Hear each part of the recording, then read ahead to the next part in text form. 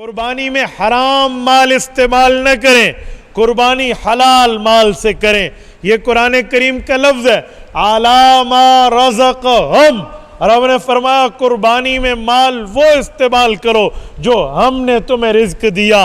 रब कभी हराम नहीं देते, अल्लाह रिज्क के हलाल देते हैं, हराम हम लोग कमाते हैं। हमारी तरतीब गलत हो जाती है, हमारे मामलात गलत हो जाते हैं, तो माल हलाल के बजाय हराम बन जाता है। हराम माल की कोई नेकी रब को कबूल नहीं है।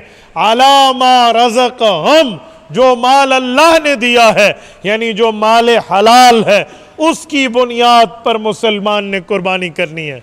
मिन बहीमतिल अनाम, उन जानवरों से जो जानवर पालतू हैं। एक पालतू जानवर होते हैं, एक शिकारी जानवर होते हैं। शिकारी और पालतू में फर्क है। हलाल शिकारी जानवर भी हैं, लेकिन कुर्बानी शिकारी जानवर की नहीं है। कुर्बानी सिर्फ उन पालतू जानवर की है जो घरों में पलते हैं। क्या मतलब?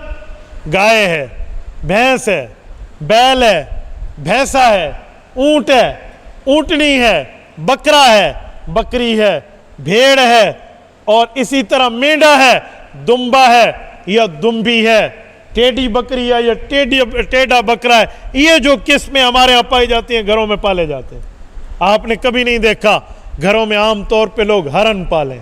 आपने नहीं देखा 12, 13, 14 सिंगा पालें। आपने नहीं देखा कोई मारखोर पाले घर में। जी नहीं, ये शिकारी जानवर हैं।